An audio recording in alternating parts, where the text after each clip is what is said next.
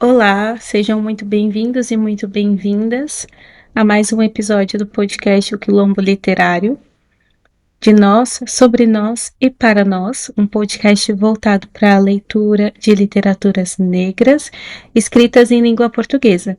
Meu nome é Letícia Junqueira, sou professora de língua portuguesa e literaturas de língua portuguesa e sou doutoranda na Universidade de Coimbra, na área de literatura de língua portuguesa. Bem, nós estamos começando hoje a leitura comentada do livro A Visão das Plantas, de Djamila Pereira de Almeida. É uma obra que neste ano de 2026 está listada no Brasil como uma das obras obrigatórias da FUVEST, que é o vestibular para a USP, né, Universidade de São Paulo, para ingresso na Universidade de São Paulo. E além disso, é uma das obras da autora de Djamila Pereira de Almeida, que é uma autora, digamos assim, já bastante premiada e reconhecida pelo seu trabalho literário, que eu particularmente gosto bastante. Li os seus 2 livros anteriores a este, que são Esse Cabelo, e que foi publicado, se não me engano, em 2018, e o livro Lisboa, Luanda, Paraíso, também muito bom. Bem, sem mais delongas, esse podcast funciona assim. Nós lemos o livro juntos e pontualmente, quando eu acho que se faz necessário, que é relevante, enfim, eu faço comentários entre a leitura ou no final dos capítulos. Entretanto, quando eu acho que não quero comentar nada naquele momento, eu não comento. Estejam à vontade para deixarem comentários, para fazerem perguntas, enfim, para aproveitarem a leitura da melhor maneira. Então vamos a isso. Djamila Pereira de Almeida, autora de A Visão das Plantas. Esse livro foi publicado pela Todavia e ela dedica para o Humberto. E o livro começa com o seguinte epígrafe, com a seguinte epígrafe. Ora, entre as pessoas que faziam comigo a travessia, quando a Aninhas do Jeremias me levava pela mão ao colégio, nunca mais esquecerei o capitão Bernardes, um do Carvalho, que chegou a almirante, o tio Bento, o irascível capitão Sena, de quem se contava com terror que fora apanhado no mar alto por uma trovoada, as faíscas como chuva. Levando os porões carregados de pólvora, o alegre capitão Serrabulho, casado com uma mulher fantasmática, homem prodigioso, com uma grande barriga sacudida de risadas. Acaba-se aqui o mundo com uma ceia de peixe, e que fez andar num currupio até a morte a Foz do Douro e a Bahia, e entre todos eles, principalmente, o capitão Celestino, que tendo começado a vida como pirata, acabou como um santo, cultivando com esmero um quintal de que ainda hoje me não lembro sem inveja. Falava pouco, sorria sempre numa satisfação interior completa, perfeita, com uma cara de Páscoas rosada e inocente, enquadrada pela barba de passa-piolho toda branca. A sua vida anterior fora misteriosa e feroz. De uma vez, com sacos de cal despejados no porão, sufocara uma revolta de pretos que ia buscar a costa da África para vender no Brasil. Outras coisas piores se diziam do capitão Celestino. Mas o que eu sei com exatidão a seu respeito é que para o porque de cravos não havia outro no mundo. Todo dia, um fio de água escorrendo por condutos invisíveis, de que só ele sabia o segredo, caía pingue que pingue nos alegretes caiados de branco. Todo dia, o velho corsário, com mãos delicadas de mulher, tratava embevecido as flores cultivadas como filhas. E acabou assim a vida, mondando e podando, sem uma dúvida na consciência tranquila. Fecha aspas, é uma citação do livro de Raul Brandão, Os Pescadores. Bem, esse livro é um livro, digamos assim, bastante célebre da literatura portuguesa. É uma obra que destaca a vida no mar, né? É uma obra que retrata a viagem do narrador, né? Do livro, da, na costa litorânea portuguesa. Então ele vai de uma ponta a outra, como é dito aqui, né? Da Foz do Douro até a Bahia, né? Até lá embaixo no Algarve. E enquanto ele vai fazendo essa trajetória, digamos assim, vai narrando a vida dos pescadores, a vida no mar, a relação das pessoas com o mar, né? Não só dos pescadores, mas também das suas famílias, das suas mulheres que ficam na praia, né, cuidando da família, etc. E a sua espera, e também retrata muito essa questão do mar como um lugar de descoberta, de, enfim, viagens, etc., mas também o mar como um cemitério, digamos assim, né? Como um lugar onde muitas pessoas morrem. Eu vou aumentar um pouquinho aqui para conseguir destacar algumas coisas. Essa citação que vai justamente trazer um outro texto no início do nosso livro, está fazendo uma ponte entre a leitura que posteriormente, em entrevistas, etc., a autora disse que a inspirou a escrever este livro. Então, esse personagem, o Celestino, o Capitão Celestino, é um personagem que vai ser recuperado na literatura da Djamila como o personagem principal do livro A Visão das Plantas. Nessa citação do livro do Raul Brandão, é dito que ele era um capitão, que ele era um marinheiro, etc., e que ele teria tido uma vida de, inclusive, traficante de escravos, né? De escravizados africanos. Então, é dito aqui,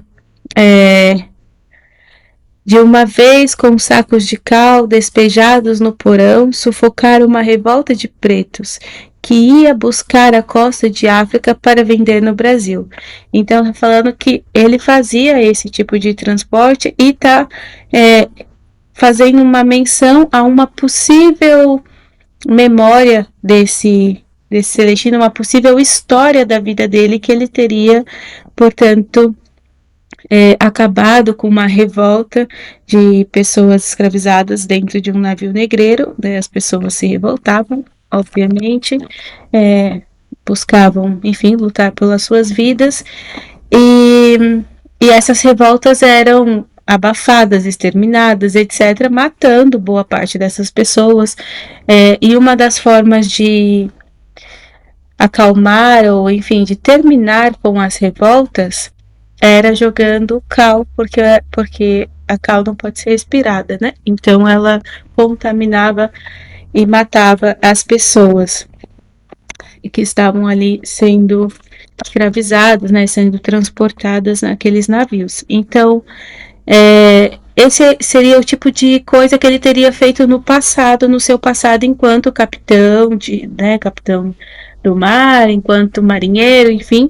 Mas, no fim da sua vida, é dito que ele se tornou um jardineiro.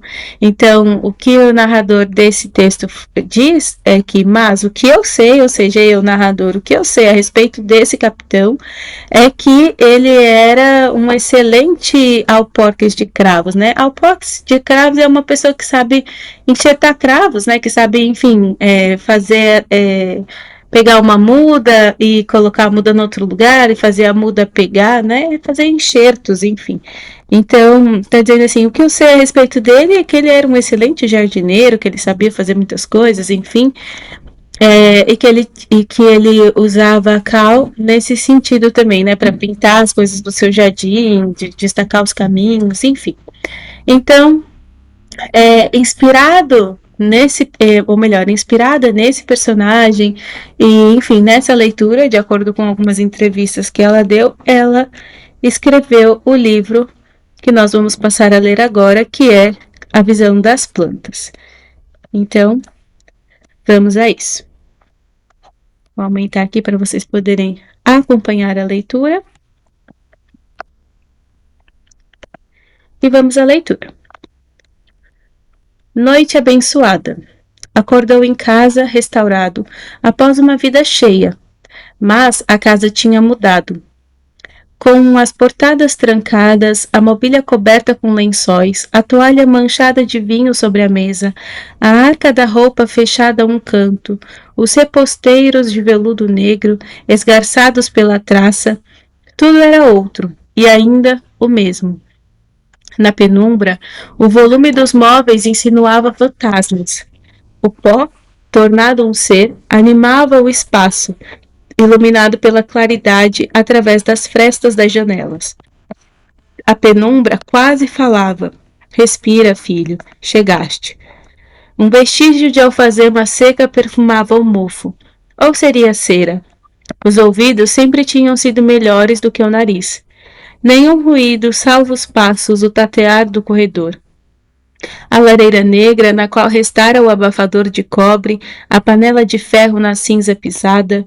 Gente muda. A mobília não saudou seu regresso. Não tinha mais ninguém na vida. Sobrava-lhe a casa de jantar, a pequena saleta, os 2 quartitos úmidos, a cozinha de teto escuro, aberta para a despensa, os frascos, caixas de farinha de milho bichada, garrafas de aguardente e o quintal, tomado pelas silvas, as urtigas e os cardos. Então, vou fazer um pequeno comentário aqui.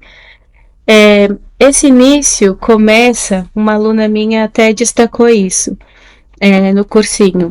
Professora, não seria até um pouco um certo sarcasmo, sim, começar com noite abençoada e depois começar a descrever uma casa abandonada, um retorno sem ter ninguém para abraçar, um retorno solitário para uma casa vazia, etc, etc. Eu falei, faz todo sentido. Esse noite abençoada pode ser lido com um tom de sarcasmo, porque na verdade não tem nada de abençoada nessa noite. É uma noite triste, é uma noite trágica, é uma noite qualquer outra coisa do que abençoada, porque nós ligamos a bênção com algo bom, positivo, alegre, não é? Então, ele volta para casa depois dessa sua vida no mar e encontra uma casa vazia. Só os móveis o recebem, e móveis velhos, cheios de pó. Há uma penumbra iluminada pelas luzes que entram das frestas da janela, uma penumbra que destaca a poeira no ar. E é essa penumbra que quase falava para ele: respira, filho, chegaste. Porque a sua mãe não estava mais lá para recebê-lo e tampouco seu pai. Então ele chega e é recebido pelos móveis, que é essa gente muda, os móveis, ok? A mobília não saudou o seu regresso. Então ele volta e aí vai descrevendo as partes da casa, o que sobrou para ele. Sobrava-lhe a casa de jantar, a pequena saleta, os quartitos úmidos, né, os quartos, os cômodos úmidos, a cozinha com o teto escuro, aberta para dispensa, frascos, etc, etc, comida estragada, enfim, e o quintal. Então, é como se nós pudéssemos imaginar uma câmera acompanhando essa cena e a câmera vai passando por todos os cômodos da casa até, digamos, o cenário principal da história, que é o tal do quintal, a visão das plantas. Um marinheiro, um escravocrata também, né? Enfim, um traficante de escravos, ou traficante de pessoas escravizadas, que no fim da vida vai se tornar um jardineiro. Enfim, então lá está aquele quintal também abandonado, tomado pelas silvas, urtigas, enfim, tomado por ervas daninhas. Continuando a leitura. Vista de fora, a casa convidava a imaginação a dançar. Nos passeios de choupos que aladeavam, a fachada caiada há anos espiava a rua com discrição.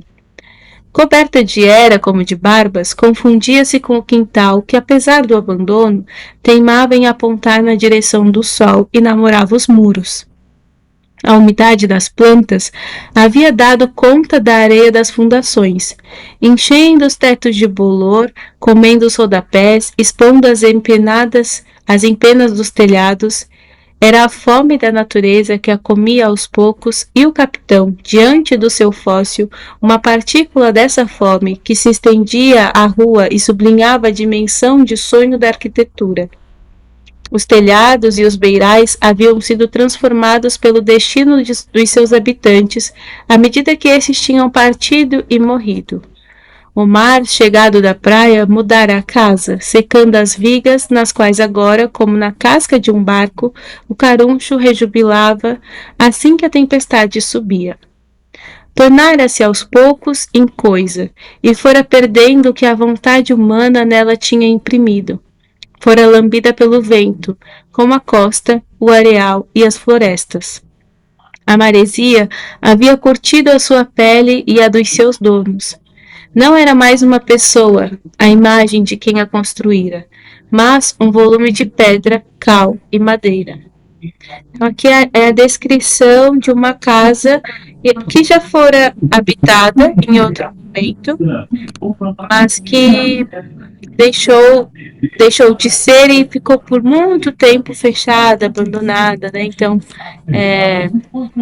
a ideia é que do lado de fora aquela casa até suscitava imaginações e suscitava, enfim, momentos de criação de histórias na vizinhança. Nós vamos ver isso mais para frente.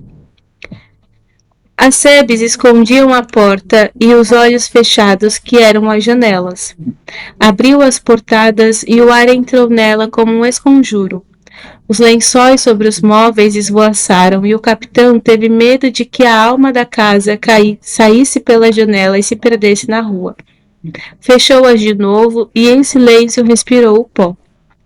Os mortos da casa deram-lhe licença para despertar. Da rua entrava o perfume dos cardos ao sol, pressentia a seiva chegando à flor, leitosa e adstringente. O cheiro à terra aliviava o cotão, uma lareira acesa na colina, madeira seca cerzida com ovos de aranha, ferrugem embebida em água, bolor, bedum, goma de laca. As notas iam e vinham ao sabor da brisa da porta entreaberta, enquanto, de olhos fechados, o capitão espantava a sonolência. Que havia de fazer aos seus dias agora que estava perto do fim? A casa materna não viajara, embora as suas paredes estivessem tisnadas como a pele do capitão. Não havia matado ninguém, apesar de ostentar cicatrizes e de conter dores mudas. Contava só com as tatuagens do tempo, com os ninhos das andorinhas que tinham borrado os beirais dos telhados como se borra uma alma. Os ovos de joaninha que agora eclodiam nos parapeitos das janelas, chocados pelo calor nos vidros foscos, nada lembravam das larvas dentro de olhos das viagens. A casa e o herdeiro estavam velhos. Não sendo gente, era a companhia que ele não tratara de merecer, um jazigo para o seu coração. E aqui termina a primeira parte.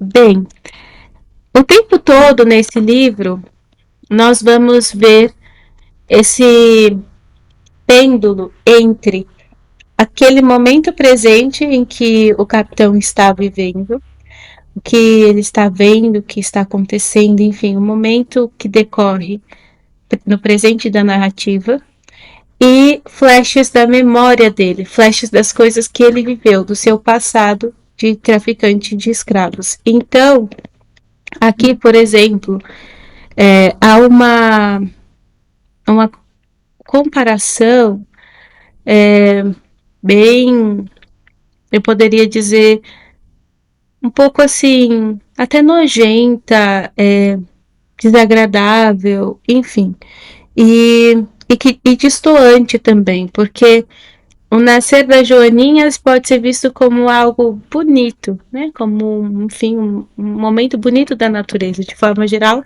nasceres são coisas boas, bonitas. Então, ao mesmo tempo que está descrevendo que os ovos da joaninha, que agora eclodiam e tal, então, enquanto as joaninhas nasciam, ele olhava para aquilo e falava que aquilo na memória dele, na leitura dele, não fazia lembrar em nada as larvas dentro dos olhos, dentro de olhos das viagens. Então ele está falando aquela cena de vários ovinhos ali eclodindo e joaninhas nascendo e tal. Aquilo não tinha nada a ver com o que ele tinha vivido e visto nas suas viagens. E aí dá-se o exemplo de larva nos olhos. Ora, larva nos olhos só pode existir num contexto, que é pessoas mortas. Mortas, inclusive, com olhos abertos, ou enfim, mortas e com larvas nos olhos. Estão com larvas porque estão mortas, estão em decomposição.